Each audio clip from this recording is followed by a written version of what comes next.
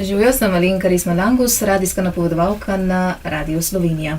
Živijo, sem Bernard Stramič in sem radijski napovedovalec na nacionalnem radiju.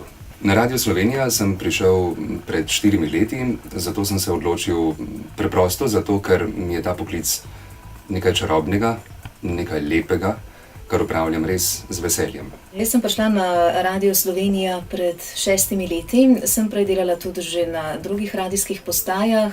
Zakaj sem se odločila za ta poklic? Kaj pa vem, radio ima eno posebno energijo in po mojem, da ko prideš not, ko enkrat začneš to delati, ali te potegne ali pa ne. In mene je potegnilo in upam, da bom to delo opravljala še naprej in čim bolj slasno.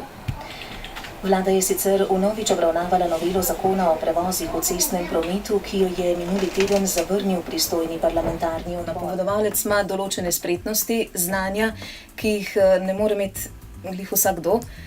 In ne obstaja nobena šola, kjer bi lahko te spretnosti si recimo pridobil in si jih naučil, ampak skozi leta dela na samem radiju si pa pridobi tudi določene izkušnje in vse te izkušnje, vse ta znanja in spretnosti potem verificira skozi to nacionalno poklicno kvalifikacijo in si pridobi uradno listino, ki jo sicer ne bi mogel dobiti.